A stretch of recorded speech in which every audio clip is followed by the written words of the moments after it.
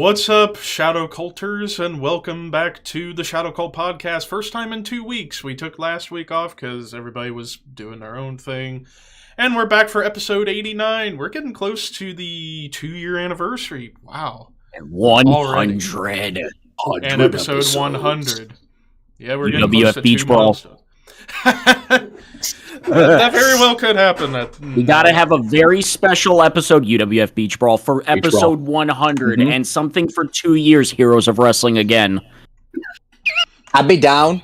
Once was enough. Somebody wanted me to do special commentary for Heroes of Wrestling. Why would I subject myself when I have the Hero of Wrestling partners?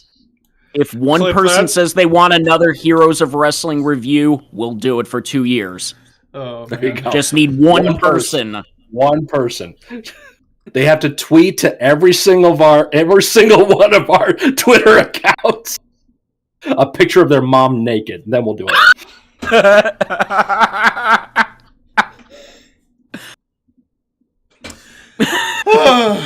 Anyways, so this episode we're doing this week. So when you guys get weird pictures, blame me. It's okay. That tweet this only applies to if your mom is Morgan Fairchild.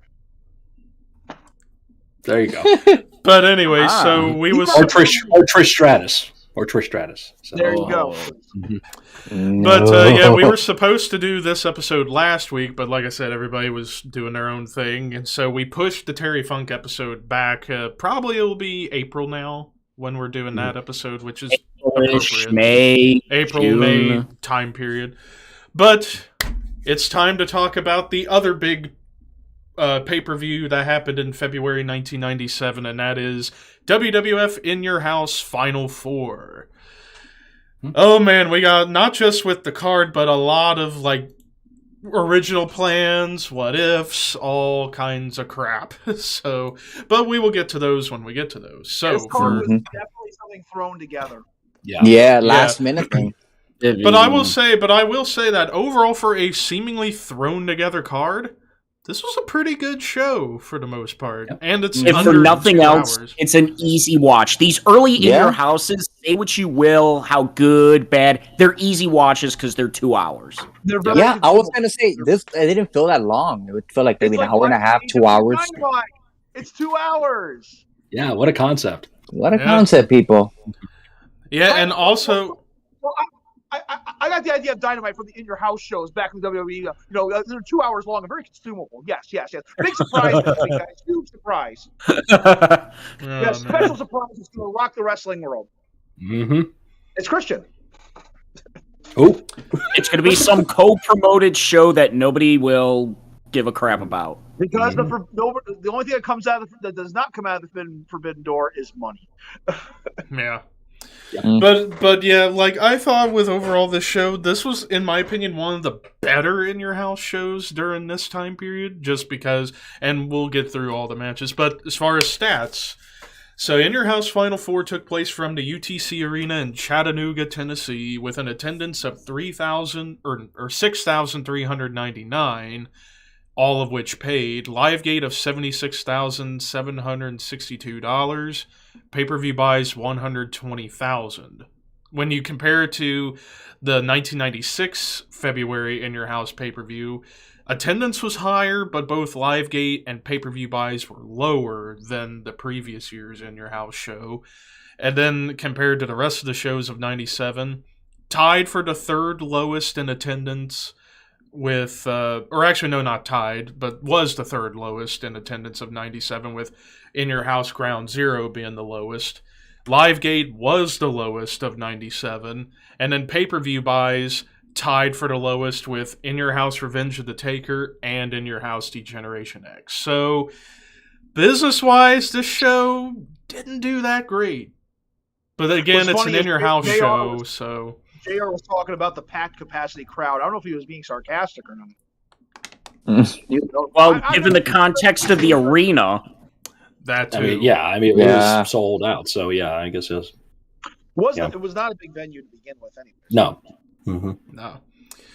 But with those stats out of the way, let's get on to the matches. So we kick things off with Leif Cassidy versus Mark Marrow with Sables. So one thing I definitely picked up on with this match, early on in the match you hear JR and Jerry Lawler talking about how Mark Marrow's been a little bit more aggressive as of late. So, and this is right before, like literally like days or couple weeks before his knee injury that would take him out until later in the year. So it kind of makes me wonder, were they planting the seeds for the Marrow heel run here? Because of how he was being a little more aggressive heading into the show and then on this match? Kind of an interesting thought. Especially with how Sable was during this match, constantly getting involved in some fashion, whether it's kicking Leif or slapping Leif or whatever. But overall, this match, I thought it was a solid opener between these two. It's good. It's also the time frame, though, when Al was bitter as fuck. Yeah. He was not happy about what he was doing. Yeah. Yeah, he was. I don't know if he's made a stop in the ECW yet, because he did leave Cassidy there, kind of, sort of, before this. He was in Hardcore Heaven a few months later wrestling Rob. So he was just about ready to be there. He was just about ready to go, because they put him on loan. WWE was still paying him, but he was just sent down there to almost like developmental, I guess, which helped because that's where he developed the head gimmick eventually.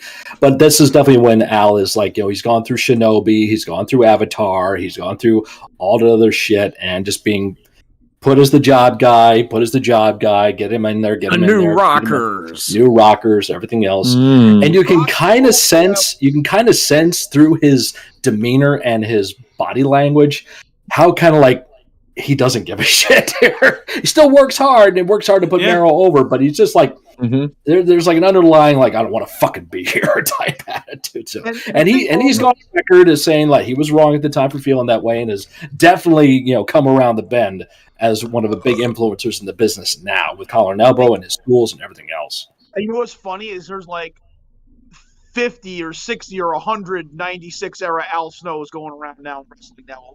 For some reason, like they've been any place or done anything.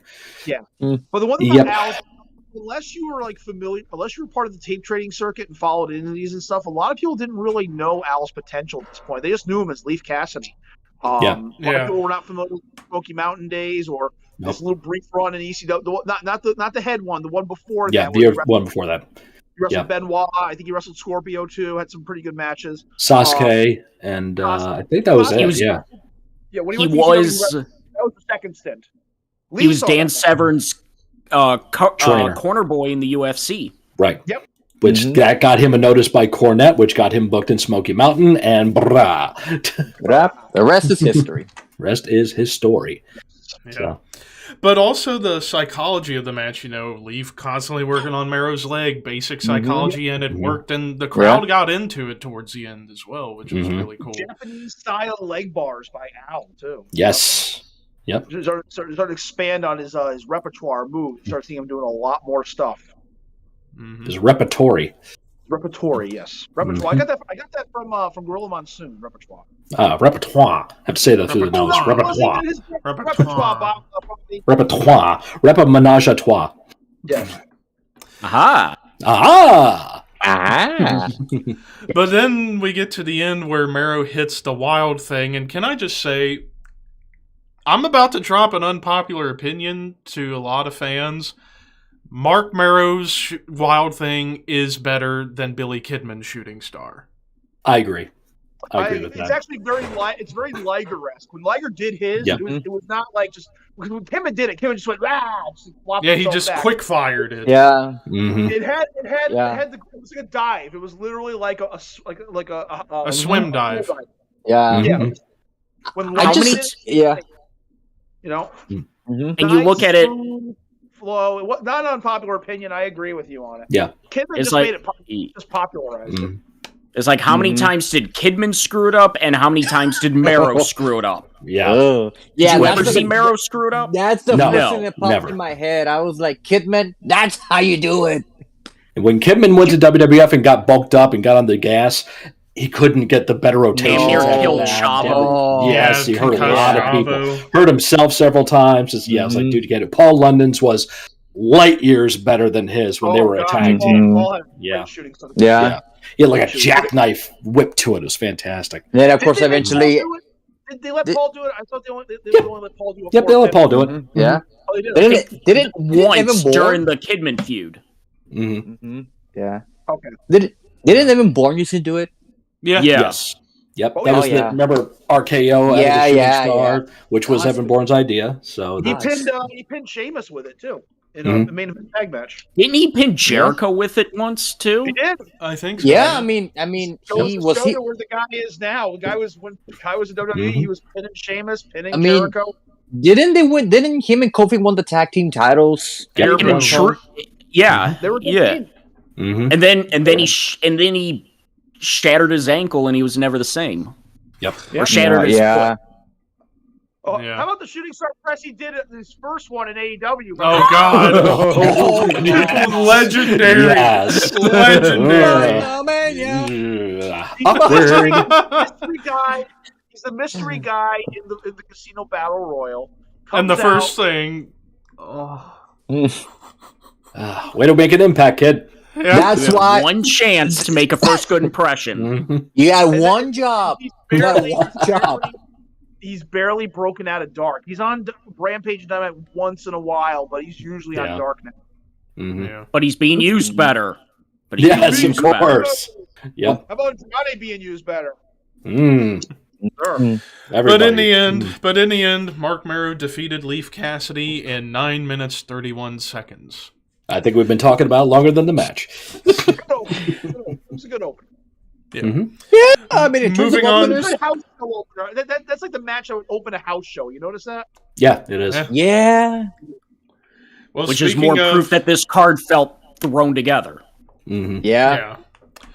Moving on to the next match, we get a 6-man tag team match. A random. I call this the Motley Crue match. What the? Hands So out we of, have- names out of a hat. So we have Bart Gunn, Flash Funk, and Goldust with Goldust. Marlena on one team versus the Nation of Domination. Farouk, Crush, and Savio Vega with JC Ice, Wolfie D, D'Lo Brown, and Clarence Mason. The original nation. The original mid-card nation. baby faces. Who wants a payday? Was it Me? Okay. Yeah, the Guns were. I think Guns broken up, or was broken Billy? up. They were The Guns broken had up been broken up in well- the fall. Okay. They were Broke up in the okay. fall, yeah. Gotcha. And they couldn't figure out what to do with Billy. Nope. Nope. Rockabilly. This was before Rockabilly. This is before Rockabilly. Eventually. Yeah. And they had no Right, idea what to do with Bart Gunn until, hey, you want to be in the Brawl for All? Okay. Okay. Come. No, wait, Cool. no, Hey, guess what? You're going to get knocked the fuck out by Butterbean. We'll see. Clunk. Boom. You got knocked the fuck out, man. You got to be careful there, y'all. Dr. Death's in there. He's gonna take everybody out. He's gonna wipe all out there. Shit stain, you cost us $4 million, motherfucker. God damn! Extra cheese, extra mayo. That's why you work it. What do Wow. you think? Bro. Whenever the Brawl for All comes up the cornet, first thing comes out of his mouth.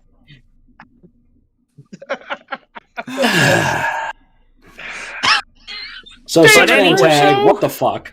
But yeah, this match yeah. honestly felt like it should have been on like a Monday Night Raw. Not that it was bad, it was just average. It was Another just a one of those house show run-of-the-mill matches. Raw match. Yep. Yeah, I no, mean, this could have been the opener, to be honest. Live Mark Marrow Could have been. after Yeah, this, could have you been. know. Should have been the dark match, actually. In all honesty, Free for yeah. all. Honestly, I mean, Free for all, Free yeah. for all. yeah. True story. If you go to the RSPW message board archives from this time, the internet was complaining about how poorly PG-13 was being used in the WWF. Oh my god. It's that old, folks. It's that old. Yeah. For the young people out there, RSPW was the Twitter of the 80s and 90s. Yep. And then Remember, like a little kids? bit, and then a little after that, WrestleZone came along. Oh wait, Oh, I can't yeah. say that. Oh wait, Jamie wait, Dundee. wait. I can't. Wait, was I? Yeah, I'm 97. Yep, I was like what, 3 months old. So Yeah. How old are you? Jamie Dundee was a good talker, just like his dad. Yep. Good talker, good approach to psychology too. Really Mhm. good. But he's slightly bigger than Marco Stunt. Yeah. And when he's in there with like Billy or Bart Gunn or the Road Warriors, Yeah. Wolfie D was a little bigger. Wolfie D had a pretty good run in TNA. As Slash.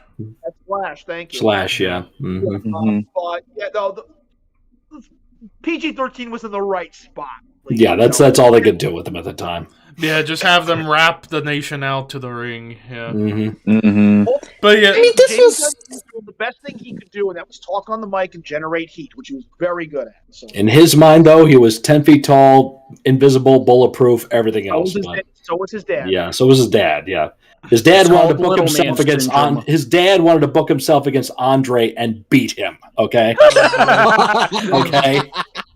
Let's go with that. Sure, buddy. Sure, and I'm the king of England here. Yep. Who you think you are? Don't make me show you my ass. ass. Just the size of Andre's dick, for God's sake. All right, let's be honest here. I wonder if James Dean and John D. Wilson's, hey, Vince, we got to talk about our push. Oh, whoa, you're big. And they called you the Big Show? So anyway, we talked about this probably more than the longest. Move on. Yeah, in the end, the Nation of Domination defeated Bart Gunn, Flash Funk, and Goldust in 6 minutes 43 seconds. And Funk is on the crack, by the way, in this match. But there's one thing that we need to mention. The fucking debut of the Ninth Wonder of the World. That's later. Well, that's the next. That's later. We're getting there. We're getting there, Stricky. Yeah. You're jumping the gun, mister. Yes. Yeah. You're disqualified from the Royal Rumble.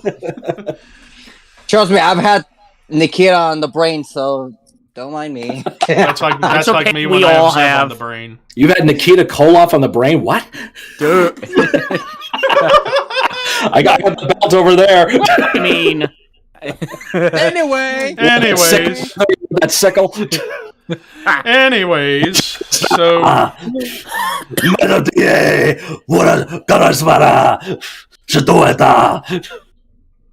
Anyways, moving on to match number 3, the middle match of the night, and the first of 3 championship matches of the night for the WWF Intercontinental Championship.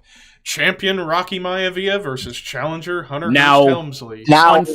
Fun fact. This was initially supposed to be champion Hunter Hearst Helmsley versus challenger Ahmed Johnson. It was announced on television. However, they did the title change at Thursday Raw Thursday with Rocky Maivia. They inserted Rocky into this match, and Ahmed gone. And we all know why. People gets made of fucking glass. No, that had nothing to do with it. He was actually healthy at this point. They just changed their mind on what they wanted to do. Yeah, but at this point, because they wanted to push Rocky huge. And I mean, Rocky was still a bit green. He was still trying to. He was still trying to, get the business. And the crowd was losing interest in him. Mm-hmm. I mean, you can actually hear. You can actually hear some people they were booing Rocky, die. I mean, the whole Die Rocky Die wasn't started yet, but they were beginning to They were cheering for Hunter during the match against Rocky. Yeah. When Rocky won the IC title. Yeah. It's like Cody Rhodes. It wasn't working the way they wanted it to. So right. Yeah, it was. Yeah, you could look at this as the prototype to what ended up happening with Roman Reigns for a long time. Oh, yeah. Yeah, and I watched this match, and I'm like, my God, how could these be the same guys that fought 4 years later? I was just about to make that point. This would be the start of one of the best feuds in company history.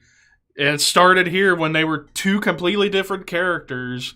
We got Rocky Maivia versus Hunter Hearst Helmsley for the IC title. The next year, it's Nation versus DX, and it's The Rock versus Triple H. 99, it's Rock, Triple H fighting for a shot at the title. And then in 2000, they're feuding over the title. They're headlining WrestleMania 3 years after this. Yeah. So they knew they had stars in the making there and just got to get them on the right path. Exactly. Yeah. And this match, I thought it was a pretty good match between these two. German! Yeah, but... and the now we interject Goldust into this. Yeah, because we get towards the finish. So we get towards the finish, and Goldust, I was about to point out before we got here, not done with Goldust yet, because Goldust comes out, because Goldust is still feuding with Hunter at this point. They had just had their match at the Rumble, and they're about to have their match at Mania, and everything else going forward between the two. Comes out and just does a smack the ass to distract Hunter, and then Rocky rolls him up. 1, 2, 3. 2, 3. Rocky Maivia defeats Hunter Hearst Helmsley in 12 minutes 30 seconds to retain the Intercontinental Championship. Post-match, Hunter is wanting Goldust to get in the ring so he could beat him up, and Goldust being hesitant, like, what's going on? And then the debut of China from the crowd with the chokehold on Marlena before getting dragged out.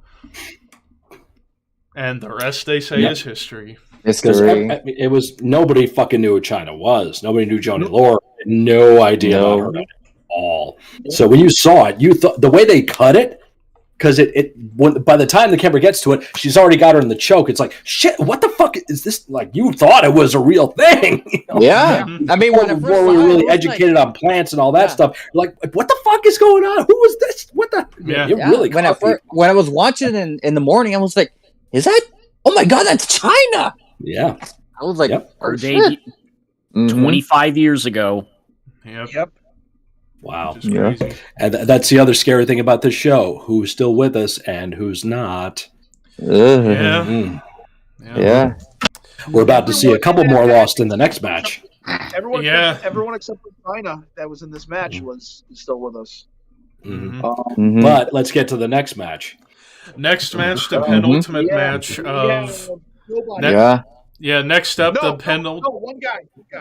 Or one, no. yeah. No, LaFon is dead. Is he? Is he? I forgot. Let me find out. Find out to the interwebs. So next up, the penultimate match of In Your House Final Four, and the second of three tag team title second of three title matches for the WWF Tag Team Championships. Champions Owen Hart and the British Bulldog with Clarence Mason versus challengers Doug Furnas and Phil LaFon. So this was... Phil LaFon's alive? Okay. All right. Is the only person left in this match. I think we have a big missed opportunity here in the world. Oh, yeah. I was just about to bring that up. Hold on. No, you're not going to get this. This is something completely different than what you're thinking of. Look at this match. Look at Doug Furnas. Tell me he does not look like a jacked up Sabu. Oh my God, he does. How do you say that? Yeah. I mean, how was that for a tag team that was missed? Sabu and Babu. Come on. It could have freaking worked. It could have fucking worked. Like Sabu and Sabu Jr.? No. Because White Furnas had a deep tan. He had this raggly hair. He had that little thin goatee that Sabu had too. Or they could have made him like, hey, he's the son of the original Sheik and he wants to go against Sabu. Make it a feud. I mean, I don't know. But thinking outside the box. The real missed opportunity here is Furnas and LaFon not winning the tag titles. Yeah, I was just about to say, because it's like, this match, it's really fucking good, though. This is a really good tag title match. However, the story was revolving around the beginning of the dissension between Owen and Bulldog that started the month prior at the Rumble when Owen eliminated Bulldog from the match. I thought this was going to be the melting point, because when I was watching this pay-per-view when I was younger, it made sense. It would have been. It made sense. Even watching it. Like I said, watching it in the morning, I was like, Davey Boy and Owen are going to have their falling out right there. And drop the belts, everything. Yeah. And it made sense. Yeah, and I was going to say, you could have had Furnas and LaFon hold the belts until the Hart Foundation reunite and then give it back to Owen and Bulldog. Yep. But they should, because they beat them at the Survivor Series, and then they should have won the belts here. Absolutely. And also, all the ducks were lined up. You have Survivor Series. You have JR plugging the shit out of Furnas and LaFon's Japan background, how successful they were over there. You had Davey Boy and Owen, having their dissensions. It was the perfect formula for it to happen, but it didn't. And the other big missed opportunity that could have been a fallout from this, not only have Furnace and LaFon win the belts, but you got the whole European title stuff coming up. Instead of wasting it on a shitty Raw, you could have had the finals of the tournament at WrestleMania between Owen and Bulldog, and it would have added something to that show. Mm-hmm. Yeah. Mm-hmm. I think they only did it on Raw because they were over in Europe at the time. So that's why they wanted to do the final in Europe. Sense. Yeah, that would Makes sense. Yeah. Yep. Mm-hmm. Which makes sense, but looking back, regardless, big missed opportunity. Yeah. There, so. Especially with the finish, like, as good as this match was to finish, I mean, granted, it added to the story, but still, it's like, Bulldog has LaFon for the Oklahoma Slam, the running power slam, and Owen just hits LaFon with the slammy right in front of him. I just love you. Love tap. Owen, God rest your soul. Owen was a freaking hidden gem. Yeah, then we get the whole, shoving We're match still the champs! We're still the champs! I had him won! I had him! You broke my slammy! Yes, he does. Breaks the slammy, too. I'm pretty sure that wasn't script, and he's like, no, it was not. No, that's improvised, kids. It's like Gordon Ramsay. You close your eyes, he sounds like Gordon Ramsay. But Before Brett. But here's another point. I'm sorry. I had to interrupt. This is the running gag. Walt, you might remember this. The running gag when me and the boys found out about how you call spots and shit, and you find out that Brett and Davey are related by marriage. You just think about the shit Davey Boy would say to Brett. He'd have him in a freaking headlock. Hey, Brett, I fucked your sister last night. She was good. Oh, my God. That was a running gag with me and my boys there. Scarsdale loved that line. Oh, my God. But I was going to say, but can somebody answer this question for me? Since when during this period did Clarence Mason manage both the Nation and Owen and Bulldog? Well, he was there. He was Camp Cornette's lawyer. Right. And once they broke away from Cornette, he was a legit lawyer. He was a legit lawyer, too. Mm-hmm. Yeah. But yeah, he was Camp Cornette's lawyer, but they left Cornette, so... But why would they leave... Backstage, behind the scenes stuff. I was gonna say he's writing at this point. Yeah, I was gonna be like, because I remember Vader that was managed by Cornette. I was like, was Cornette already at this time behind the scenes? Yeah, because Undertaker tombstoned him and put him in the body bag in January. Right. Yeah. Wrote him off of TV. To Rumble. Yeah. Mm-hmm. Yeah, we didn't see Cornette again till the NWA angle, I think. Right. At the end of the year. Yeah. End of the you year. didn't see him on television again until he started voicing his opinions on those Raw. Things. Yeah. The Cornette commentaries. I think it was that after the Montreal screw job when he started doing that? It was before that. Oh, okay. Because he did Bite This when nobody listened to it, and it was after the NWO parody of the Horseman, and he did a rant about that. And then they said, "Will you do that on television?" He's like, "I guess." And then he had to write it off for a lawyer to look at to make sure he doesn't make I always forget around this time story when the NWO was already around. Mm-hmm. Weird to think about it. And then he started doing them on a not so frequent basis, but then you had people coming up saying, "Hey, what about saying this?" Well, I don't really agree with that. I don't think I should do that. And that's where they kind of faded out. Mm-hmm. Last one he did was where he plugged the NWA thing, which became such a huge money drawing angle. But that's called sarcasm, kids. Yeah. But in the end, Doug Furnace and Phil LaFon defeated Owen Hart and British Bulldog by disqualification in 10 minutes 30 seconds. Owen and Bulldog retained the tag titles. Before we get to the main event, James, would you like to start this conversation off? So the main event that we ended up getting was actually Plan D for this show. Because given the original plan for WrestleMania 13 of Shawn versus Brett for the WWF title, I am only guessing that In Your House Final Four was not supposed to be a Final Four show. And that Thursday Raw Thursday was supposed to be the pay-per-view. That Shawn versus Sid blow-off, Brett versus Vader, and then whatever other matches, that was going to be the show. And then we get to the whole, Brett winning the Rumble is too predictable. Which leads to the first draft of the Final Four, which is Shawn, Sid, Brett, Austin for the WWF title. If any, you look at the poster; those are the four. Yeah, those were the four. Yeah, Right. I was gonna say that's what it was advertised. There's a commercial out there on YouTube that advertises these four in a match at the In Your House pay-per-view. And then Thursday, Raw Thursday, Brett costs Shawn the WWF title, which sets up their match for Mania, and Sid retains. Taker wins a contenders match, and that's how we get Sid Taker for the belt.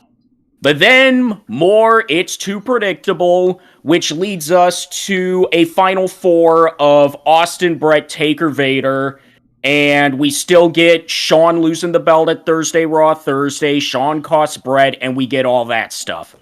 But then, Thursday, Raw Thursday, I've lost a lot of things, but I think I've lost my smile the most. And I've got to go away and find my smile. It's in Sunny's crotch.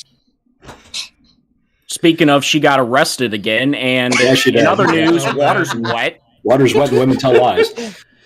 Sky's blue, yes.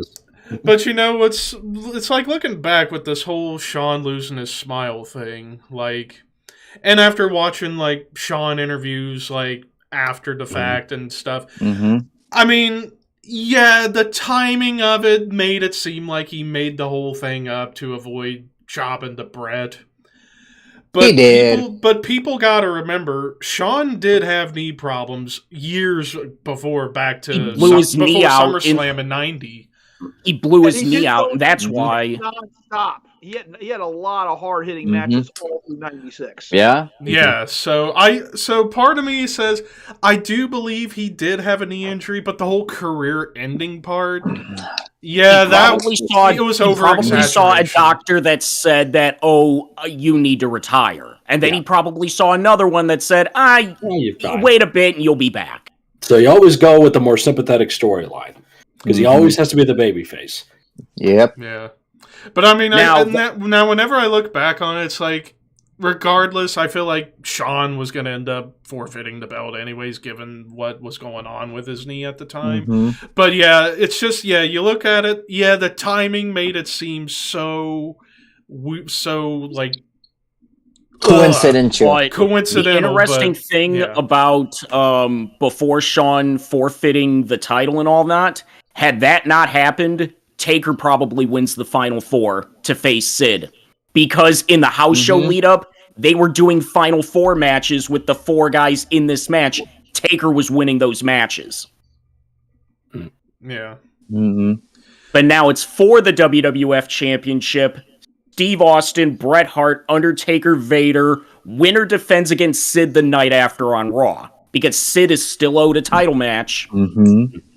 Which now leads us to the main event of the show, the Four Corners elimination match for the WWF Championship. We have Vader with Paul Bearer with Vader versus Stone Cold Steve Austin versus Undertaker versus Bret Hart. And the rules of the match, I kind of like the rules. Pinfall submission or throw him over the top, both feet touch the floor. Combination of Royal Rumble and normal fatal four-way rules. Yeah. Because that's how this match was started, because of the end of the Royal Rumble, where Austin illegally eliminates Undertaker, Vader, and Bret, which justifies them still getting an opportunity at the championship. Yeah. But also, speaking of knee injuries, apparently Austin entered this match with a knee injury and wrestled the whole match. Yeah, this would be before he started to wear the knee brace, the iconic knee brace. It also makes you wonder, going back to James's breakdown of what was originally planned, what were the plans for Austin? Because I noticed he wasn't mentioned in anything, really. There's always been rumors that he was going to work Bulldog at Mania. Yeah, because Bulldog and Austin were having their little thing little thing at the time, but which it all worked out in the end, because it worked out in the end. Shawn losing his smile saved the WWF. If you really think about it, at the time, it was like we don't know what's gonna happen. Butterfly effect. butterfly effect. I mean, I mean, Mm-hmm. I know we're getting ahead of it, but it was a good thing to happen. Yeah. So we get the match itself. One of the best main events during this time period. This was a hell of a match. One of the best main events ever on pay-per-view. Yeah. This was fucking wild awesome. match. Just brawling everywhere. Vader cut open Vader busted brutally. open. It made the Raw magazine the cover. Mm-hmm. Yeah. Vader was a top bleeder. If you see some of his shit in Japan, Vader had no problems getting busted open and getting really good color. Mm-hmm. Ricky Choshu really. There's a match of him and Choshu from I think 87 or 88, and Choshu just fucks Vader up, and Vader gets a good cut, and there's a picture online of it. It's just bad, but Vader knew how to get color. Vader really knew. Again, I still say Vader should have been world champion, but. Well, it's like we think it's a blessing in disguise that with the Shawn thing, and we got Brett versus Austin. But it's like, could you imagine if they would have gone with Vader winning the belt here? Because he was still feuding with Taker at the time. You could have done Vader for the belt at Mania and Taker win the belt. Also, one added thing about this is the runner-up of this match was named the number one contender for WrestleMania. Mm-hmm. Which is how Taker ended up getting the shot. Yeah, I was about to say, if Vader would have won the title, he would have gone against Sid. Probably Sid would have lost, and we could have Taker and Vader at WrestleMania, which, to culminate their feud. And it would have been a great match. It would have been a great match. So, yeah, that's an interesting what-if scenario, because I remember James brought up in his Vader video, this was probably the last opportunity they had to put the belt on Vader was here. Yeah. But alas. Yeah. But, just brawling everywhere, and it was mostly Brett fighting Austin a lot, and Taker and Vader fighting a lot to continue their individual stories. Yeah. But you pair up with him, I'll pair up with him, see in the ring a couple of times, and we'll get back to a couple times we'll switch, and we'll switch here and there. Which is how you make do a four-way anyway. It's hard. Okay, I'll work with you, you two work, and then after we're done, we'll do this, and then we'll come back to each other. Got it. See you out there. And we'll have a moment there you go. And then there you go. There it is. There's your picture right there. Brutal. Right there. Yep. Fucking bloodbath. Good match. But then we get into the eliminations, which we get into the eliminations, and it's funny. It's like they had the three different ways: pin, submission, or over the top. All the eliminations were over the top. Yeah, which was kind of cool. So Austin, it protected everybody. It protected everybody. Nobody. That's why. Yeah, nobody had to take the fall or tap. So that was. Smart. I would guess that's a cornet. I would think because the whole over the top pro thing wasn't that a AWA thing? No, not necessarily. In the South, mostly in the South. It was an NWA thing where if you threw a guy over the top rope, it was a disqualification. That was an old school rule back then. But based on that could probably add to my thinking that that's a cornet idea to protect everybody. Like you said, okay, we don't want to pin Vader because who's going to pin Vader? Taker, maybe, but if he pins Vader, that kills them off. So can't do that. Can't have him pin Brett because of this. Can't have him pin Austin because of this. Can't pin Taker. So just over the top rope they go. Over the top rope. Yeah. Nobody can pin Sean because he's a fucking pussy. Pussy, motherfucker. Now he's there in the bag at home. My wife threw it out. Except Sonny. He can pin him all he wants. Oh, yeah. But yeah, Austin gets eliminated first, and then after Austin's elimination, we get the spot of the match where Brett superplexes Vader off the top rope to a huge pop. And give it up to fucking Leon taking those fucking bumps, man. He doesn't get enough credit for that. Being fucking able, okay, let's do it. You're like, let's go for it. You're as big as my leg, but I'll take that fucking bump for you. But yeah, and then after Vader gets eliminated, notice how the crowd just freaking erupts after Vader's eliminated, shakes the hard cam. Like, holy crap, the crowd went nuts after that. It was like the Canadian Stampede show with that building just rocking like that. Yeah. And then Austin comes back to try and interfere, and he gets taken out, and then Brett over the top goes Taker. And Bret Hart defeats Undertaker, Vader, and Stone Cold Steve Austin in 24 minutes, 6 seconds to become a 4-time WWF champion. Post-match, Sid comes out to confront Bret to let him know, hey, you got what's mine. I'll see your ass tomorrow night on Raw. And sure enough, on Raw the next night, Sid gets the belt back. Mm-hmm. And also, interesting fact, only the second guy in history up to this point to be a 4-time WWF champion. Oh. Back when that actually mattered. Mm-hmm. Yeah. Mm-hmm. Yep. So overall, In Your House Final Four, pretty damn good show. Really, no bad match. Well, the 6-man tag, we considered that to be more a Raw match, but it wasn't bad. But, solid opener. Pretty good IC title match. Really good tag title match. Mm-hmm. And an awesome main event. For it being a thrown-together show, this was one of the better In Your House shows. A lot of ways, it was a house show that was charged $14 or $19.99 for pay-per-view, whatever it was at the time. Yeah. But it's still enjoyable. I mean, sometimes when that happens, when last-minute things happen, it becomes better. Like, for example, take a look when Mania 31. Mania 31, or I was gonna say Ben versus TLC The Fiend. 2017. That never happened. Of course, we got AJ versus The Fiend, and my God, that was a fucking AJ match. versus Balor. AJ Balor. And Kurt Angle's in-ring return to the company in that wild TLC match with the Shield. Mm-hmm. Because of the throw together feel, this is what happens with booking, because things are inevitably going to happen that are out of your control, where you got to change things up. You got to think of something. When you organize an angle, you're locked in. You can't really break out of it. So when something happens, Shawn losing his smile or whatever, and you had all this time invested in that, once that factor is gone, it does open up the vistas. It does widen the spectrum. The what ifs. Oh shit! I didn't realize I can do this now, and this crowd's gonna love this, and I can do this instead. So that angle was going good, and I was liking it. But now that I don't have to worry about committing to that, I can do all this other stuff, and that is where this match saves WWE just with that one little change, that butterfly effect. All these different ideas come flooding through. It was like, yes, now we can do this. Now we can do this. Fuck you, Shawn. No, we don't like you anymore. We got all this we can do now. And like we said before, I've had to deal with that several times. Like we said before, it was a blessing in disguise, because who would have knew the amazing turn in WrestleMania 13, Bret and Austin? Who would have thought that would have never happened? Because at this time, look at that, 5 top guys. At this point, you can play around with. It's hard enough just to find one. No. I know we're going to this whole what if. What if the plans originally would have happened?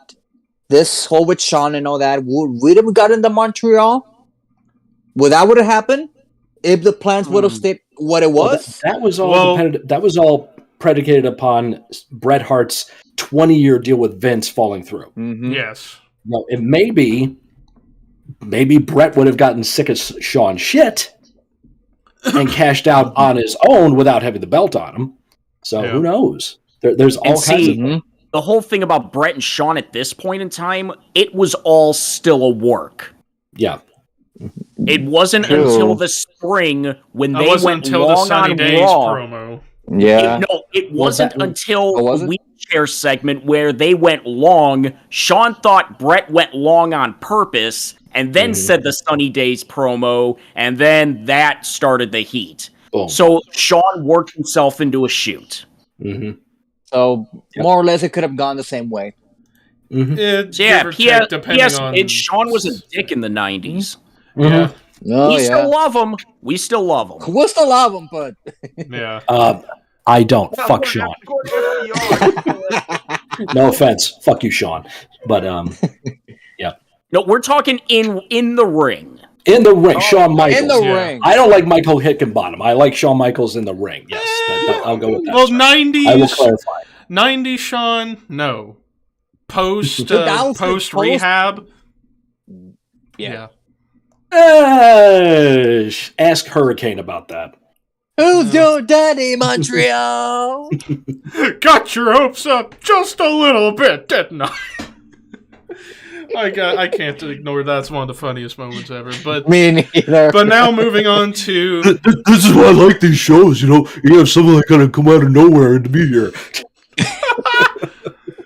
We love you, Shawn. The Google Eye. If you're not down with that. So now moving on. Pick a hand. Pick a hand. I can pick a hand. You can pick a hand. There could be hand pickage. Anyway, I'm a tough guy. I'm a bad motherfucker. You don't fuck with me.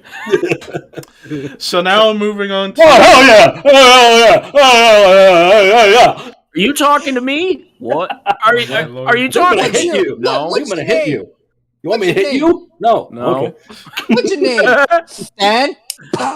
See, I just kicked Stan. Stan. Calm down, John. Don't tell me to calm down. No one tells Better me. I'm use not of Ty controversial. You gotta Dillinger be than currently in kidding me. AEW.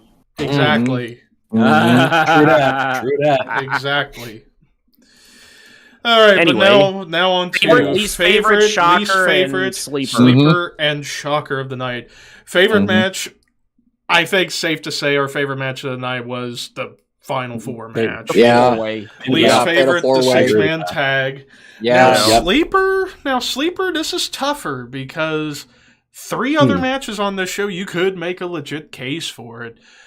I am going to go with the IC title match for the sleeper. Yeah, And then for shocker, I go the tag Curtis and title. LaFon not winning the tag titles. Yes. Yeah. I think that's it too. I would agree with that. Yeah, I'll go with that too. I mean, shocker. Five tie, ladies and gentlemen. And yeah. Five-way So, tie. push job Endeavor. Push job Endeavor. Goldust. Triple H. The Rock. Oh, jeez. Oh God. Endeavor Goldust. Easy for me. Push. I've seen. I mean, this was what. Remember, in this context, in this time frame, now. In this time frame, you 97. Connor was gonna be king of the ring, so I'm gonna say, oh fuck. But you job the new guy. I say That's you what push Rocky. I'm trying to think. Push Rocky. Job Hunter because you could always rebuild him back up, and then he Endeavor can maintain Goldust. heat and maintain heat. Yeah, I'm gonna go with that. Yeah, I'm gonna go with that too. Job Hunter, Endeavor Goldust. Even though I Goldust, don't yeah, like Endeavor I'll go Goldust because it's hard to say Endeavor Goldust because he's just it's about ready hard. to start going full on Yeah. babyface. Well, I mean, he was kind of already babyface by this point, but in terms of being full on babyface, as Thunderlip says, Akaki 3. That's the name of the game. Yeah. Walt, did you agree with that, or did you have a different idea? Nah, I'm on board with that. Cool. Wow. Right. Me too. A lot of synchronicity This among week us. in wrestling. Well, Wrestling, let's talk about the big one. The biggest one. The big one. Undertaker to the Hall of Fame this year. Yep. Hell yeah. We called that a while ago. Solo induction. Please, yes. Solo I mean, induction. You could this have was- a 3-hour show. This was huge. Just to the point that even Again, this is the internet. The insiders are reporting that the Steiners might be the next people getting announced, so we might not have a solo induction. Yeah. Okay, if it's No, the Steiners getting in, that will be. I want to hear Scott Steiner on the fucking mic for a Hall of Fame. Give me the fucking mic. I want Scott Steiner. I want Scott Steiner to have a meeting with Vince or whoever to say Braun Breaker can use the name Steiner now. yes, Fucking do it. Braun Just fucking Steiner. do it. Braun Steiner. Rex Steiner, Braun Steiner, Bob Steiner. I don't care. Just let him fucking use it. Okay, it's ridiculous. please. Just Scotty, let it go. Will you? You're a fucking millionaire. Let it go. But to the point with For all Taker, my I mean, freaks. Give me the fucking mic. when Taker wants to announce in the Hall of Fame, even Rich, my local here in my hometown, that he was getting inducted, I'm like, that's huge. Like I said, Texas from Texas. Mm-hmm. I mean, that was a pretty big deal because I guess he's the last. I mean, I'm pretty sure he's probably one of the few last Texan wrestlers. Maybe the Guerreros, the whole family could get inducted at one point. Because who else? Who else? As an old fucker. Yeah, why not? Who else can you induct in from Texas? Because I'm trying to think who else is left. Was Gory? Was he inducted? No, he wasn't. No, He's not only inducted Eddie. all yet? No, Only Eddie. Yeah, so why not? If they're going to put the Von Erichs as a group together, including Chris, for fuck's sake, you can put the Guerreros in there. Yes, please. If there's another induction, put the Guerreros, please. Mm-hmm. The entire Guerrero family.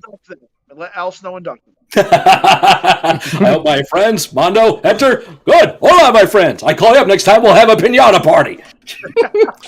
But let's say like if it was going to be a solo induction, like if I would have structured it 3 hours, 1 hour of all the inductees telling their stories, and then 2 hours of Taker saying whatever. But how many inductees will we have? Okay, you would have to have. How We can't have Paul Bearer, of course, but we can have Bruce Pritchard. I was gonna. Okay, how about Bruce this? We can Pritchard have would have them to be- like I said, Bruce Pritchard. How about through every single, I guess, era of Taker from Kane, Bruce Pritchard, then Kane, Shawn Michaels, Foley, Shawn, Triple H, Austin, Triple H, Batista, Triple H, Orton, Orton, Vince, Michelle McCool, Vince, Michelle Michelle, McCool, Michelle, yeah, Vince, and maybe even Brett. Dutch Mantel. Dutch Mantel. In there, yes. Charles Wright. Yeah, Godfather. Yeah, Godfather, Absolutely. Rikishi. Did we say Rikishi. JBL? No. JBL. Godwins as one of those obscure ones because they're Cold. They're BSK. I mean, Yep, Stone Cold BSK. could also induct them. Steve could, yeah, absolutely. Who else in there? Johnny Ace. Johnny Ace. Maven. Get Maven in there. Johnny Ace because they had a match on pay-per-view once against Yeah, each that's other. fine. Yeah, that's Yeah. That's right. They did. Oh, yeah, we'll talk about him. Capital Combat, I think. Shane. Yeah, I think you're Maybe. right. Yeah. Shane. Yeah, I mean, they had the 'cause they're Hell in a Cell close. match. They're close. Jake the From Snake. From what I'm hearing, it's a 2-in-1 show with SmackDown, so I'm not sure what Yeah. that means. Yeah, that's what I was watching. It was like 2-in-1. But that could mean we could have a solo induction. So for It 2 could. hours, you could definitely It could. Yeah. You could definitely have 5 or 6 guest speakers, and in between have video highlight packages of each. They could, yeah. Somebody will talk, and then when it comes time, and then the last one to introduce Taker would be Vince. Vince. Yeah, Vince. That would be the appropriate setup. Vince closes the show. Yes. Yep. Yeah. But would you have Taker come out? Solo induction. Okay, now here's the thing I've always wondered. Taker being in the Hall of Fame. Do you have him come in a tuxedo or biker Taker? Well, he's gonna or be in a tux. He'd be in a tux. Yeah. Callaway now. He's going to be showing up in a tuxedo. He's just gonna be So showing would up you as have him? himself. If anything special, he'll have the cowboy hat.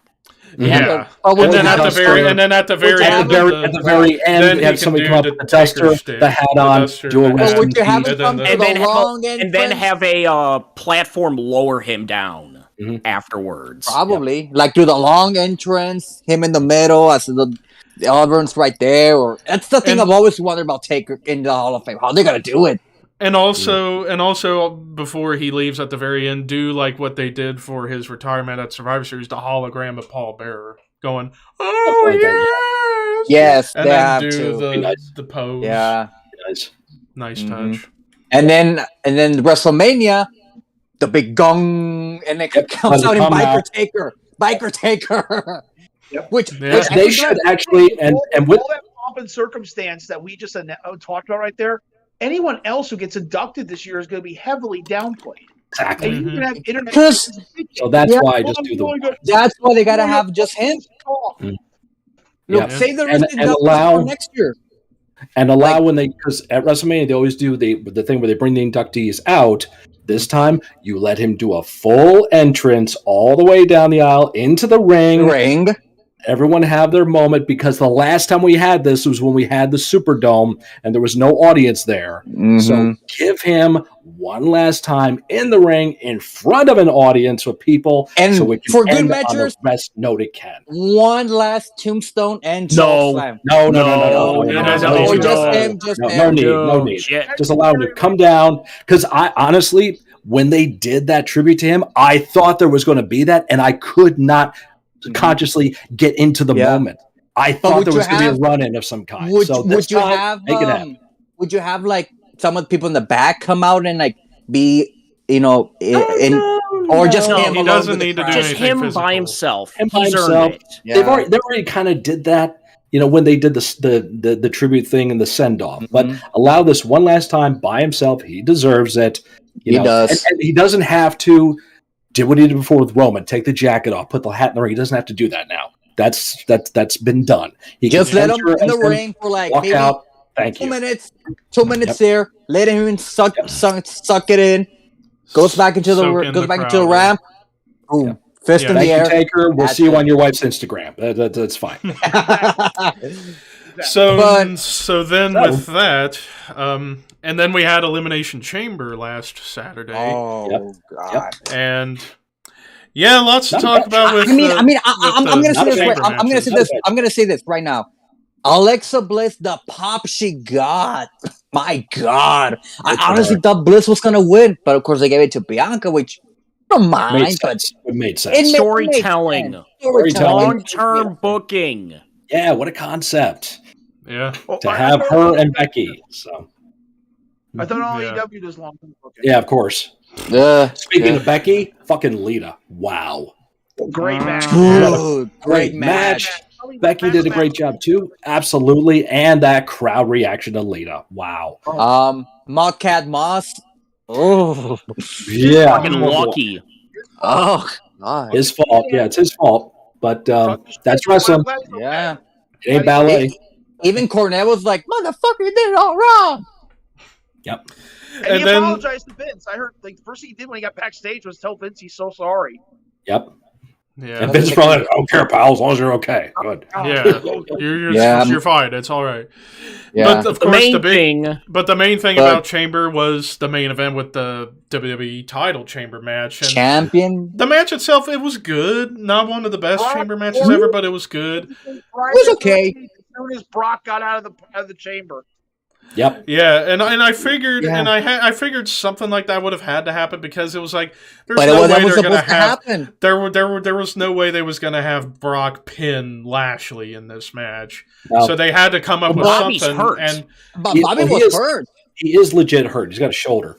Yeah. So Yeah. he's going to be gone for a while. He's going to miss Mania. He's going to miss a lot of stuff, which sucks Yeah. big time. which sucks even because I would have thought that the way they had Lashley taken out of the match, they were going to set up Rollins versus Lashley at Mania. But, That's what I thought. That's what I thought too. yeah. It made sense that it looked like that was And what's going to then happen. Rollins on Twitter was like, biggest match of all time. The I was like- mechanical circus clown.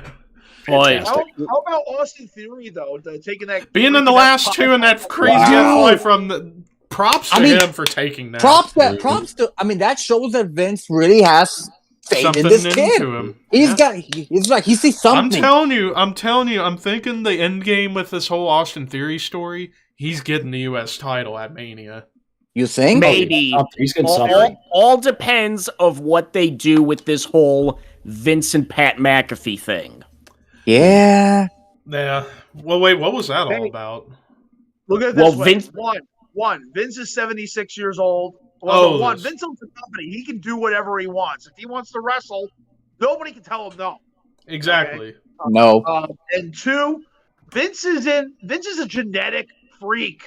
He A is genetic jackhammer. like numerous. He is. I mean, he's 76 years old. After every Raw, he stays there till the building Genetics.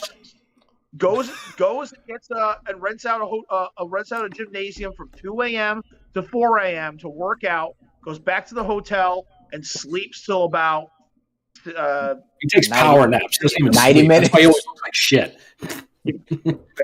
And then does it all over again. Every time they interview Vince nowadays, he's got the red eyes, the bags. I mean, he looks like shit. That's what happens when you do it for 40 years. Yep. It looks, Yeah. it looks like Vince Sr. now. No, you don't need sleep, pal. Just get right through it. Yeah. You'll be fine. Come on, kid. Yeah. But now with the big, of course, now it's going to be champion versus champion. Unification. God. Unification. Yes. God. Yeah, but okay. Pretty sure Reigns is going to win. That's Yeah. my money. Reigns is going to win. Yeah. Which title do you Maybe. vacate? The Just Universal? go to the Universal Universal title. The WWE Make- title has 60 years of history. Right. You make it the undisputed WWE Championship. The undisputed Or WWE ma- World make Heavyweight it a- Championship. Make it a Which- new championship. Now, Create a I new have one. seen a gold strap title floating around Okay. Twitter. Okay. Okay. The current WWE title design, but a gold strap. And that's Roman's whole thing is whatever he touches turns to gold. Gold. Gold They could glove be now. that could be the new belt. Could Yeah. be. I wouldn't mind. I wouldn't That mind. would be all right. That would be a And also, if we're going to unify titles, unify the tag titles and the women's title, please. Yeah, at some do that point. as well. Maybe, yeah. Everybody wants to say, "Oh, the networks won't be happy," and all this. It's like that is grossly overstated. That's as long as you have the champion on both shows, it won't fucking matter. Yeah. And everybody's like, well, people lose opportunities. Belts aren't freaking participation trophies. No. Exactly. It's No. like Yes, Yeah. belts are props, but they're the most important prop. yeah, When you have more world titles, you have no world title. right. exactly. Narrow focusing. No. It's narrow focusing on one specific goal. So Because Reigns' reign as Universal Champion's been how long? Like 540 something. almost 2 years. almost Shit. 2 years. Yeah. Yeah. So, Late okay, August I'm would be just- 2 years. Was SummerSlam 2020? Was that it? It was the week Payback after 2020. SummerSlam. Week after I'm just SummerSlam? Okay. trying- Thank you. Payback 2020. I'm just trying Payback, to gotcha. figure. I know we're going ahead of ourselves, but I'm just trying to think. Next year's WrestleMania is in Los Angeles. California. LA. California. Yep. You think are they gonna have him with Rock? They could, Maybe. but who knows? It's a year away, so we don't know. Yeah. Yeah. But I am just happy there's Actually, going to be one. I'll throw this out for all the marks out there. I never get to see the show, but I love to see it. Roman Reigns versus Peacekeeper. Haha. Ariana Grande, But the Beatles. With Eagle E coming out too. With Eagle E on his arm coming out. but too. Now that Vince actually seems- reminds me. No. That actually reminds me of something. Since Mania next year's in LA, I hope because the last time they were in LA for Mania, they did the movie parodies. I'd love to Yep. see them do it again next year. That would be pretty fun because there's so many more movies they can do parodies of now. Yeah. But that's in the future, but like But right I'm now, sure. Say Yes. something. I mean, unless they give us a whole fucking twist from here to Mania, they could do something unexpected. Like I said, Rollins, he was like, I don't think they're gonna do anything like that. They're gonna unify them because I'm just happy, and I seen so many people hate the idea. It's like we have had so long of 2 world titles. People forget when there was one. Yes. For about the first 40 years of the company's existence, there was one. You had 3 no- titles in the whole company for decades. That's And all you nobody bitched that, oh, Gorilla Monsoon needs to be WWF champion, make a Yep, second yep. title. Tito No. needs to be WWF champion, make a When are the second Moondogs one. getting the tag titles back? They were just getting started with Some- their run. Some guys don't need the belt. Honestly. There's a lot. How many people have benefited from being WWE or Universal champion in the last 6 years? Not a lot. Not a whole lot. Jinder was a Jinder champion. Mahal. God. Braun Yeah. Strowman was champion 2 years ago. Yep. Finn Balor was the first Universal champion. Bray But I Wyatt mean, was champion. that's up for debate because he got injured. So there could have But been still. more with that. But still, but other It's like- examples. So It, Jinder had the title for a long time, had a run, and it didn't really mean it. Didn't really do Long much. term, while the Big E. moment was great, Kofi Kofi, Mania was a Big great E. moment, Kofi. but Yeah. that hasn't meant anything. No. No. Big E's run. Big didn't E's mean win, anything. great run, No. not good. So Yeah. it's It's I just mean, you just one you title- gotta have the chops. You gotta have the I mean, chops. right- like I One said, world right. champion, that means there's potential for the Intercontinental and the US belts to mean something again. Yeah. Yes. elevate them all. Yep, Yeah. Yeah. elevate both of those So, on like- their respective yeah. brands. So yeah, like we said with Austin Theory, give him the U.S. title. Mhm. You know, give him a shot. And at the US title. again, and to go and I always keep bringing this up every single time we bring up like when people say, "Oh, you need more than one world title because if you have one, it don't work with a brand split." Explain March to August 2002. Then one It world worked title, great. King One of the world Ring title. was elevated to where it felt like you won the Royal Rumble. You get a shot at SummerSlam. Brilliant. Brock won the tournament and got crowned champion at SummerSlam. Perfection. I mean, was there was a brilliant. point when Undertaker was the champion, he was feuding with Jeff Hardy on Raw, Kurt Angle on SmackDown. Yes. It was And a great time. amazing. Despite I the mean, reign being so yeah. short, it was his best run, that 2-month reign. It was like that. It was that week where he had the ladder match against Jeff and then the draw against Kurt. awesome. It's like it's like the old saying: the championship doesn't make you the champion. You make yourself the champion. Yeah. The guy makes the title. The title doesn't make the guy. The guy makes the title. Yeah, If everyone's a world champion, no one's a world champion. Right. exactly. Because remember, 10 years ago we had 3 of them with the ECW. Yeah. Oh, yeah. Where it meant even less. Yeah. You know, it's like Chavo who's- Guerrero was world champion. Ezekiel Jackson was a world champion. God, I mean, Yeah. he's back. hey, He's back. he back. But Yeah. you know, Oh, damn. but again, Reigns, my fucking God! Like eventually, whomever beats Reigns for the title It's going to be a is big gonna deal. is gonna be a big star. and big that star. that is why having one will mean more, because whoever beats the one champion is going to be the dude. Yes. I'm hearing they're going back to they're going to be revisiting the Drew McIntyre Roman Reigns feud after Mania. From what That would be good. That would be good. I wouldn't But mind. I them doing that. wonder if roles will reverse eventually. I wonder when Roman is going to become that super over babyface, because he's over. You know, He's people- over. Yeah. This is the Roman Reigns everybody wanted. They wanted him to be heel. Well, you've got the best fucking heel in the company in the past 5 years. So Yes. this is going to make him. It was like the New Day. When the New Day started, everyone was booing their asses up, and they were so fucking entertaining. Yeah. And they Everyone took jumped that on board. heat and ran with huge it. faces. Yes. And then Keep- they were Roman. just so entertaining Reigns- as heels. It's hard to keep- keep that going for Yeah. forever. Keep And then Reigns- babyface. Keep Reigns being the badass that he is right Just be now. the same. That's what they need to do. Yep. Keep him The as he is. perception will change. The audience Yes. will change him into a major star. Mhm. Then actually, whoever beats him is not necessarily gonna going to be a get- big star, but it's going to be a fucking Exactly. monster. It's got to be a fucking Mhm. monster. Yeah. Yes. So now But- to the final big piece of wrestling news, and that's Cesaro's gone from the company due to contract expiring that's- and Yeah. negotiations. fell Renegotiations fall through. Yeah. That he did not leave. He did No, not he- walk out. He was Nope. not fired. Okay. He wanted It's to just stay. business. It's just the deals didn't match up, and they could Yeah. still make a deal. They really There's still nothing think on He's about a it. free agent. Yeah, he's a I'm free hearing agent, the- right? Yeah. I'm hearing the table is not closed completely. It just paused. Yeah. From what I'm Yeah. Just because he's not under contract or whatever doesn't mean they can't still be negotiating. They might, after they just worked out new deals with AJ Styles, Kevin Owens. Yeah, whoever I mean, else, those for a are lot some of money. huge deals. Cesaro's $3 been there, million? what, 11 years? Cesaro's been there, something like that. 11 11 years. 11 years, 11 so- years. Come Yeah. on. You From cannot FCW days. You cannot But say it- Cesaro had a bad run. No. No, Absolutely not. World champion.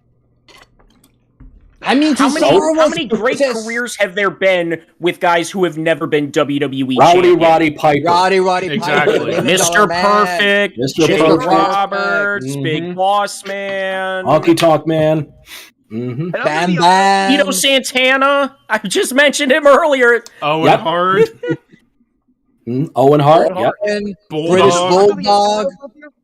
I'm gonna be honest. A Cesaro world title run probably would have been as impactful as Jinder Mahal's. When you were gone, that's what we brought that. We brought that up while you were Yeah. stuck in the void. Yeah. We brought that up. Talking Yeah, but who has Cesaro- benefited from this two Cesaro- world title thing? Yeah, No, but very Cesaro was over. I mean, the Cesaro section, the bar, The Cesaro swing, popping the beach the ball swing. at SummerSlam. That doesn't mean he had to be Let world me ask champion. this one, because as the wrestler in ring, I give Cesaro an A+, no question. Yes. Oh, yeah. How Yeah. as a character and charisma, can he hold those fans in his hand like a Roman Reigns or a Brock Lesnar can? Probably not. No. Can he catch fans like that? And that's the big difference. He's the feel good. He's the feel good, people's champion type dude that everybody wants to see succeed. Problem is with his promos, he gets a little too, I love you all so much. I'm doing this for you. And we are together. I was like, okay, we get the point, dude. Relax. Back off. Don't worry about us. We'll be there for you. Concentrate on yourself.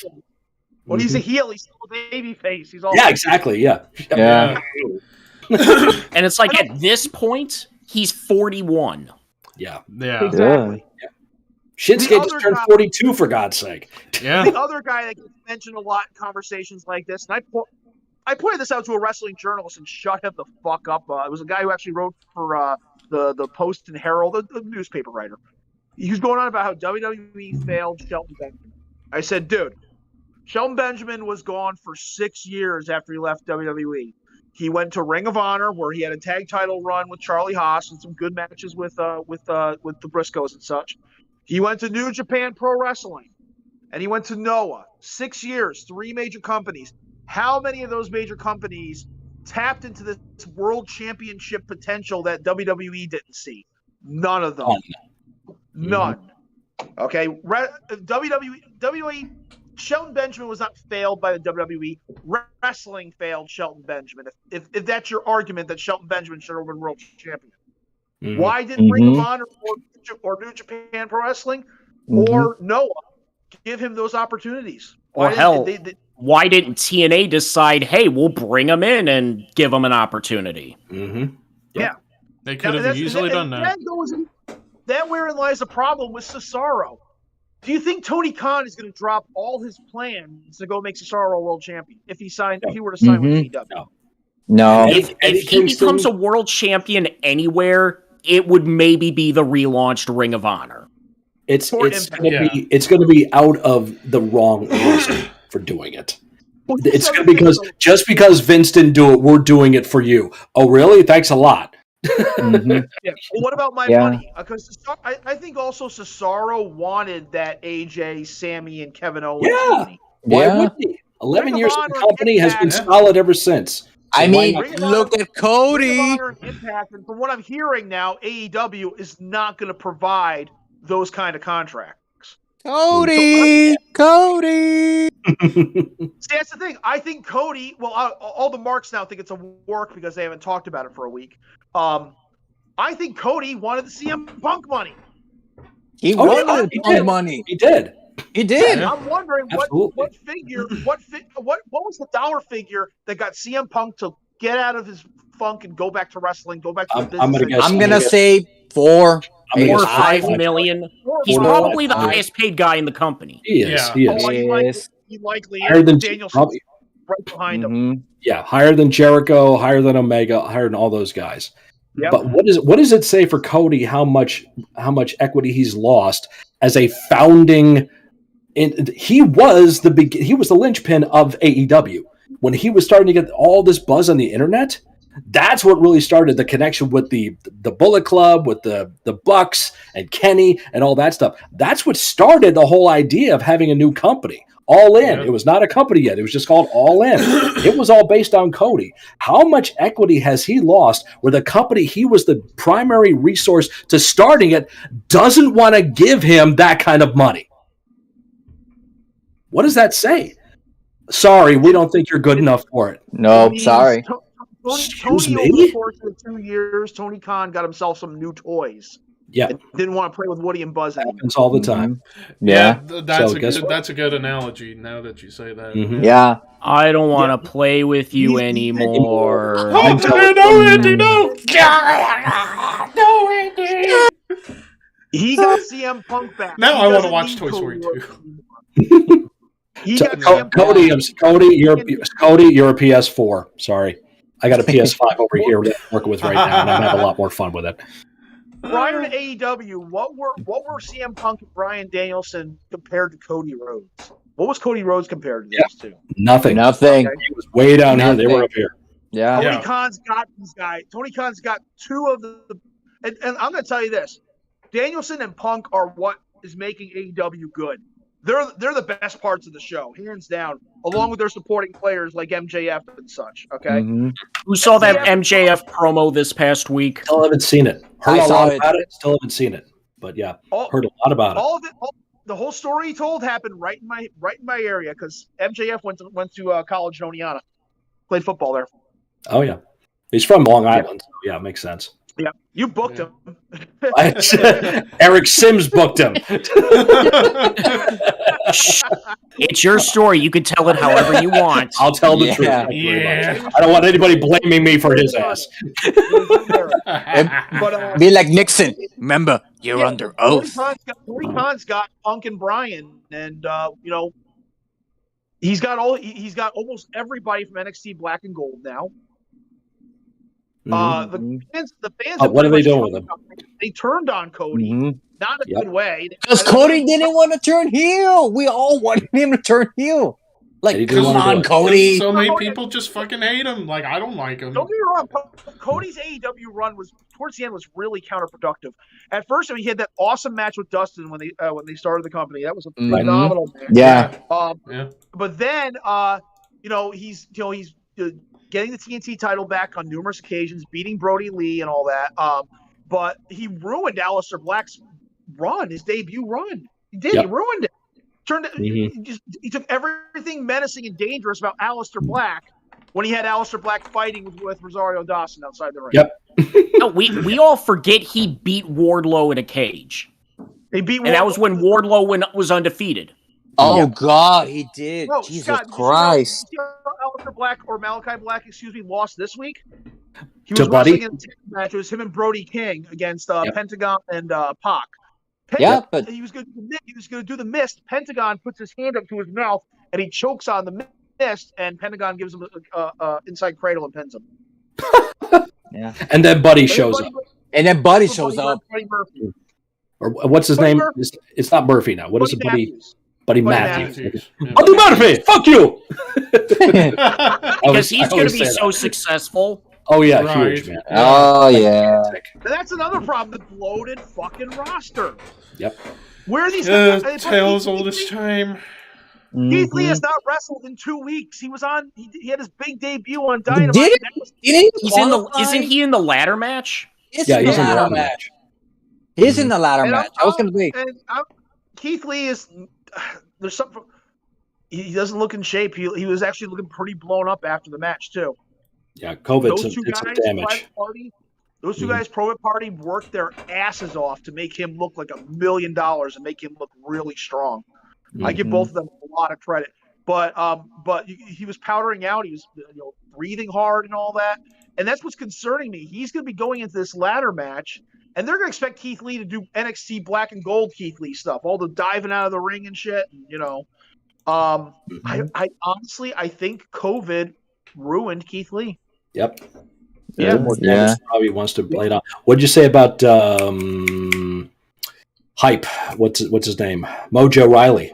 Mojo Rawley almost died of COVID. He was hospitalized. Mm-hmm. Yep, and he's just started. It's no joke. Nope. Yep. But I feel bad for Keith Lee. Although I'm hearing, there's Wade Keller and Sean Sapp and their reports said Keith Lee kind of shot himself in the foot in WWE. I heard there were some reports saying he was. Those reports that too. Yeah, I don't know what that means though. I mean, yeah, that could be rumors. Uncooperative sometimes means you have your own opinions about stuff, and that makes you difficult to work with. It also depends on what day you catch Vince on. Right, every day is a different day of that fucking company. You're always walking to a landmine. Just depends where they're placed. Yep. I was surprised Matt Riddle has lasted longer than he has. I was surprised. Yep. He's over as fuck. Probably won Vince over with a little bit of extracurriculars. Who knows? Yeah. Who knows? Yep. Hey, Vince, bro, you should try this. What is it? Just try it, bro. Van Dam did give Vince and somebody his own papers. Oh boy! At the Hall of Fame last year, he gave him his own. I'm just imagining Vince. That's pretty cool. I'm just imagining Shane coming into the office. God damn it, Shane! Could you imagine Vince and Riddle passing a joint back and forth? Wow. I think Shane and McAfee was the original plan. I think that's what it was. So is that yeah. what it is now? It's Vince and Pat McAfee are going to have a match. Yeah. Right now. I mean, Because How this is is going to be on. How is Austin Theory going to get moved into this? Oh, you know he's going to. Yeah. Because somehow. Vince is supposed to go on Pat's show this week. This Thursday. You know what I think is going to happen? I think Pat's going to bring up the releases. How you cost 110 people their job. Oh yeah, and he's going to start the fight, and yep. Mm-hmm. So we're going to have Austin Theory get implemented in the match. It's a handicap match, and so that's how. Is Vince this how Cody comes in? Is this how Cody debuts? I think this is how Austin is going to come. And I was in, going to say as in Steve Austin. I think this is how Steve Austin, because there's rumors that he's coming back for a match at Mania. Which, yeah, they're saying it could be against KO. Because Owens is talking a lot of shit about Texas. Okay, so I thought Owens and Edge should happen because if you kind of notice, Edge kind of said a promo. Whoever wants to step up, come at me. So I'm like, that could be Cody. AJ. I think it should be AJ. Because remember, some people forget when Edge returned 2 years ago at the Rumble, it seemed like that was where they were going, but AJ got the slight injury scare during the Rumble, so they had to switch things up temporarily, and it worked out for the better with Edge and Orton. So we already know the main events for both nights. Yeah, Cody, I think Cody needs to show up Raw after Mania. Yeah, I agree with that. Because night one of Mania, traditionally, although it hasn't been in a few years, has been for surprises and call-ups and such. Mm-hmm. So if they go back to that format, that'd be the perfect opportunity to put Cody in. Yeah. You start fresh. Everybody's storylines are all cleared out. New storylines are starting. And that's where you can put Cody and Rollins. Especially if we go down to one title, which also I said earlier, if we're going to unify the tag titles and unify the women's title too, and just clear the fucking landscape here. But now, if there was the scenario, if Triple H was healthy, I was gonna say that. Cody comes. They announce Cody to come back. He comes in. He says, "Hello, you guys miss me?" Blah blah. The game hits. Triple H Motorhead hits. And the scorching promo Triple H would cut on him. Oh, would be at the level of Fight Bomb. Just the promo that he would cut just to rip into Cody. Who the hell are you? Yeah. As long as they mention the throne, him the throne, I'm sold. Give me the fucking match. The throne, and he calls it a pissant company again. He goes, "Oh, you want? I told you it was a pissant company." This is what it looks like to be all elite, huh? No, all in, huh? Mm-hmm. Yep. But if they do that, oh my god, they're gonna go Brandy into this. He's just like got guilt all over his face. Yeah. He's just like in shame. He's just getting torn apart. Although I would like to see, on top of that, I would like to see one or two things. I want to see that kind of promo you just plugged, or give me 5 minutes of a stare down. Yes. Like Undertaker, Triple H heading into 27. Yes. Because the story is already there. Everybody knows it. And if you just have 5 minutes of the two of them looking at each other, and they will just play to the crowd and let them soak it in. And everybody look at the WrestleMania sign. Yes. Exactly. But would you have this as a normal match? Start getting the promos going. Normal match. Triple H would be like, "You took all my guys and you left them. They're all over there now. You took all the guys that your father made. Yeah. Bring for fucking mention it. You see what this is, Cody, right here? Cody, you see this? This is your dad's booking sheet from 1986. Where's yours? Oh. If your father knew what you were doing to somebody that he loved, he would be ashamed of you. Yep. Boom. Yeah. That's how you build it. That'd be great. WWE. Absolutely. We will gladly take royalties now, please. Now, they would have to do some sort of, no pun intended, smoke and mirrors. They'd have to do some sort of smoke and mirrors with these two for a match. Yeah. Because Triple H is still recovering after a heart attack. Yeah. Cardiac event. Well, that's what I was saying. Look. Like, have that happen. If that would have happened, that would have been the best thing to happen if Triple H did not have that cardiac Right. event. Yeah. Yeah. Yeah. What shape Triple H is in. So I would say Cody, Seth Rollins. There you Yeah. go. Yeah. The protege. Make it the protege versus. The biggest Triple H guy currently on the roster. There you go. Yeah. Or even Cody Orton. Oh, Cody Orton now. Yeah. Yep. Look. Call back to their I got it. history. I got it. Ricky's got it. Make Ricky's got it. make Cody beat every single Triple H guy leading up to SummerSlam. He's not going to beat Roman. He's not going to beat Roman. That's not going to happen. I know, but slowly but surely, like every single He can beat guy. Owens. He can beat Seth. Yes. He can beat who else? Randy? Nakamura. Randy's not a Triple H guy. Not I know, but Beat back Sammy. then, like Sammy. Yeah. You Unless just, like, go through Knoxville people. beats him first. That's going to be the Intercontinental title match for Mania. oh Knoxville god, Sammy. Yeah. As And sad as that Knoxville's gonna sounds. win. yes, make that like a few stories. You've been beating all my guys. Yep. You still haven't come for me. And for that Intercontinental title match, special referee David Arquette. Yeah. Oh god. Well, on that note, the final blow off match, which when it comes down to Roman and Cody, John Moxley runs in and fucking DDT's. Yes. yes. Yes. Yes. Contract ends. He has not re-signed yet. Mm-hmm. I know they're planning to do this stable with him Maybe and come Bryan. back.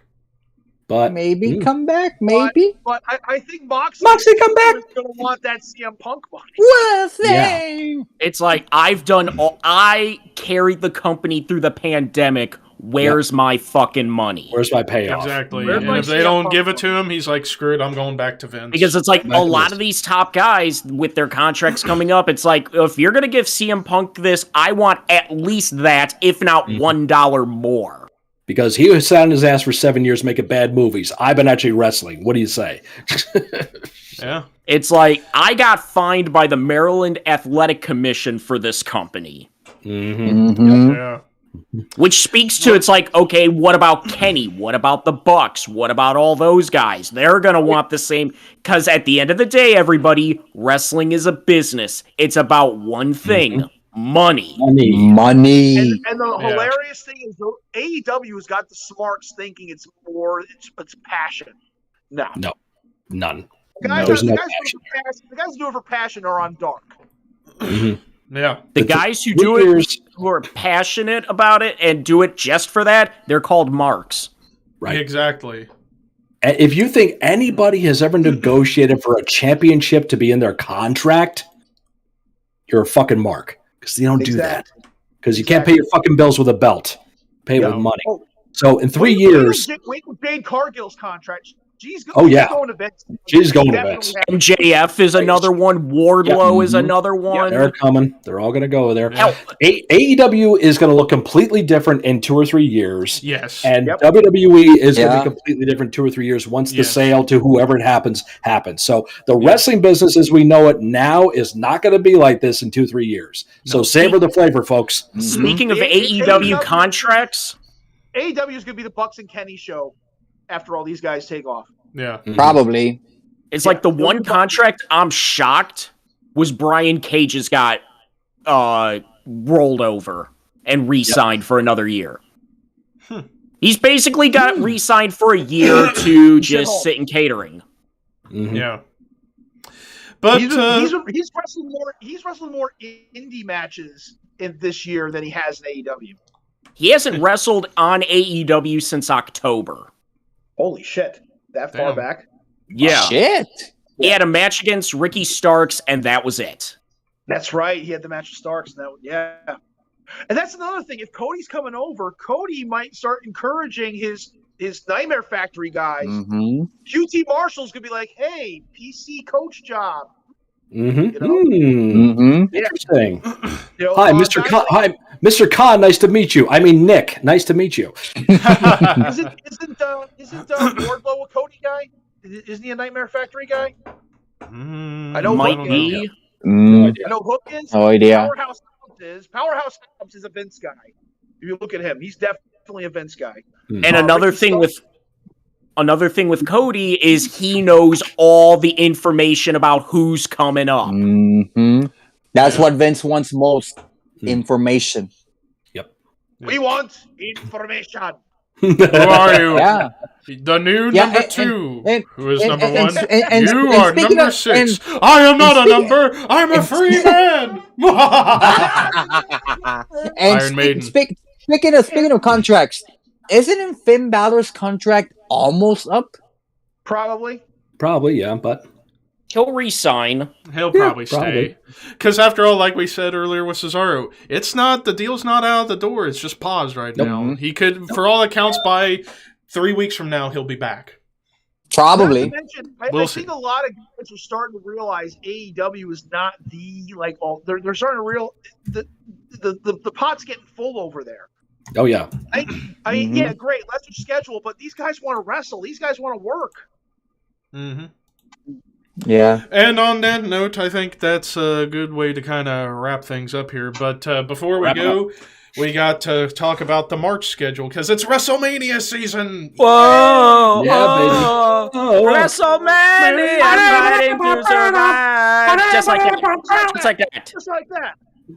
Everything's So, bigger. she's and an better. easy lover. Okay. Get the whole wide world believing. Hold up. So Scott, remind us all of what's the WrestleMania schedule we right. got coming up. Coming up next week, ladies and gentlemen, March 5th, we have our review of one of the longest WrestleManias in history, WrestleMania 4, the night Most of the matches in tournament. WrestleMania history. Exactly. So we'll be talking all about that one. Also, the week after that, our another top 10 list for y'all. Top 10 WrestleMania openers. The match that starts the show off. Now, are we including dark matches or the actual first match of WrestleMania? The Actual pay-per-view? First match. Okay, let's make sure we clarify that for everybody out there. So nothing on Sunday Night Heat or pre-shows counts. The first match once the pay-per-view starts. The week after that, we review WrestleMania 28. 10 years ago. Holy Years ago. Once in a lifetime. And rounding out the WrestleMania month in March on the 26th, our second top 10 of the month, top 10 WrestleMania's worst main events. And by main events, we mean the closers. The last last match on the match. show. So we're doing the best of the openers and the worst of the closers. Question, though, for Question. main events, two things. One, we're counting the main events for night 1 and night 2 as separate main events. I would say Yeah. so. I think that makes sense. And if we're doing that, do we count the main events of each city of WrestleMania 2 as main events? I would say no because they were all No. on one No. showing. one show. I mean, Yeah. the main events of those particular cities were not necessarily the last matches of Of their the respective show, cities. yeah. I don't believe. I mean, Piper and T was advertised as the main event of New York, and Right. The Battle Royal Bunny- was the main event of Rosemont, Illinois, and then Hogan and Bunny in the Yeah. Cage. But I think we go with the last match of the pay-per-view okay. on the given evening would count as what we're looking at for that list. I see where you're going with this, but yeah, I think What they that's did at those other venues though is when New York finished up, four big giant screens lowered came down. down, and they kept watching the show. So it wasn't the end of the show for Yeah. everybody. It kind of continued on. So Right. Imagine if you were in LA, you had to watch 2 hours on a screen, and then it rose. And you in saw- Chicago, and you an saw hour three on a really shitty screen, an matches on hour, WWE. and then a. Yeah. then what you had for that show. Started in Exactly. 85. Just like Raw 85, 25. Yeah. Two Two cities, but they went back and forth. Right. Yeah, it's even worse. Yeah. Yeah. It's like, yeah. Ah, but that- boop, boop. They So, My uh, next talk. you gotta watch the thing. Then they did another 1 or 2 matches. Then you gotta watch the thing. Yep. Yeah. So that's WrestleMania season. Now, April and May, since those are going to be kind of like the months where we're going to do random stuff, and also May is the 2-year anniversary, and we're getting close to episode 100, so got a couple of things we got WWF planned Beach for Brawl. that. We got beach Oh. ball. Heroes Oh, of boy. wrestling. Heroes No. of wrestling. We got ideas. We got ideas. Wrestlelicious, Glow. Yes. Naked Women's Wrestling League. Yeah, Yes. April 11th. And WWL, brother. Make it happen. Can we stream that on Twitch? Sure. We'll put bars everywhere where they need to go. Okay, See, everybody we turn would their have cameras to off. record that. Everyone turn their and cameras then off. We don't upload. need Oh my gosh. Boobs. Big boobs. But we're eventually gonna discuss what we'll Hairy do nips. for April and May and all that stuff. we're gonna eventually discuss all that here at some point soon, so that way everybody watching can be up to date on what we're doing. So, but before we go, it's plug time. Scott. All right, please find me on my YouTube channel. It's Mr. Scott. Reactions, reviews, all kinds of fun stuff on there. Please stop on by. Please follow me on Twitch, where I just hit 100 followers today. Yay me. So looking forward to doing more stuff on Twitch. Please come on and hang out. Had a great time this past Thursday and Throw Me Thursday with all kinds of great songs people throwing at me. I was doing Devo on there, and God, it was a powerhouse. It was like all kinds of fun 80s stuff happening on there. So come on by and hang out there, give you some ideas. Brand new merch store just opened this Friday, tpublic.com/it's Mr. Scott. I got some new designs on there too, not just my official t-shirt, 2 other big new designs I've got on there too, so stop on by, check that out. And of course, you find me and Walter on another podcast. I'll throw it to Walter to plug that one for you. You can find Mr. Scott and I on The Handmaid's Tale. Yes. The hood. Yeah. We're in the back. We're in the background. Yes. Yes. You can find me and Mr. Scott with our good friends Token Tom Clark, Skip Novak, and Sergeant Fury Dan Roberts on the Necrocasticon, where we talk about all the wonderful, joyous things of the best combination since peanut butter and chocolate. That would be horror and metal. Yes. Mm-hmm. James. You can find me on my YouTube at We Are Pro Wrestling, where I am doing my own WrestleMania season, where I'm covering WrestleManias 5, 6, 18, 20, and 23. So subscribe to me there and follow me on Twitter at WAPW_wrestling. Ricky. You can find me on my YouTube channel at Horror Master, where I haven't done album reviews, but you can do that eventually. Rank-a-mons, CD updates, everything in horror and metal that you always wanted. You can find me on my Instagram at Arcaraman Metal God and at Horror Master 18. And then, of course, you can, if you haven't subbed to this channel already, subscribe to Thrashmaniac99 on YouTube. Almost to 3,300 subs. Been on a roll with the metal content, reviews, and recommendations. Tomorrow, I'm getting there. So yeah, there's. I actually did the review for the new Corpse Grinder album earlier today. Tomorrow, I'm going to be reviewing the new Allegiant album after something else we're doing. Of course, Under the Radar. This week's Under the Radar is going to be time consuming because there's going to be like at least 6 or 7 albums I gotta go through that I got on my list. So, God help me. But also, of course, band versus band. That video is going to eventually come out. I keep putting it off because I wanted to give more people a chance to send their suggestions. Hell, if you guys want to send them, just freaking let them know in the freaking chat. Oh, yeah. And I'll Since I saw put it on the Trossel video. Metal all day today, I have more devilish things to put on. I know you are. But yeah, that's on the YouTube side. And also I'm planning on doing another album ranking. I'm just unsure what band I'm going to do next. But of course, tomorrow at 11 a.m. Eastern, Ricky and I and maybe a couple others from the Horseman podcast are coming back for a new episode where we're doing top 10 Gothic metal albums. Oh, God. Typo negative. So, Krillefeld. Yeah. But also, actually, speaking of Horseman, little known thing for you to know, Ricky, I'm actually eventually going to get into talks with James McBain from Hellripper to have him come back onto the show and do the top 10 first wave / proto black metal albums. James McBain from Hellripper to have him come back onto the What? Echo. Did you Sorry. Pinch hitting for Pedro Morbon, Manny Mota. But yeah, did you hear me, Ricky? Yes, James, of course. Yeah, I James, did have hear him back that. for that list because that would be the perfect one to bring him back on. So, Or which one for the speed metal one? Huh? For which one? I forgot. For first wave / proto black metal albums. Oh, that's gonna be a fun one, and I hope we get to do a I want to save it for a bit later, a Div Doom list, I know because I you still have want to a do lot that. of shit. We gotta do album closers. We haven't done album closers. Yeah, we haven't done that yet. Yeah, because we did album opener. We've so got so many ideas in mind. got a It's just a lot. matter Mhm. of when everybody's down to do it. But anyways, you can follow me on Instagram at thrashmaniac_YT. Over 500 followers.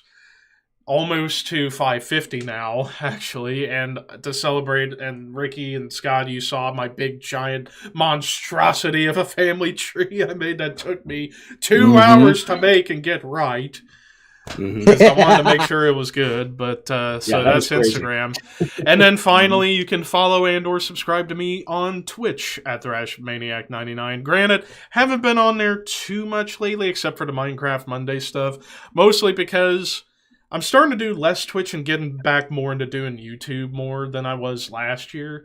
So Twitch is kind of taking a bit of a backseat, but I'll still be on there for this as well as the Minecraft stuff. And maybe if I'm in the mood to play other games with other people, I'll pop in on Twitch and stream. So there you go. But anyways, thank you guys for watching. Horns high, and we'll see you jackasses later. Podcast.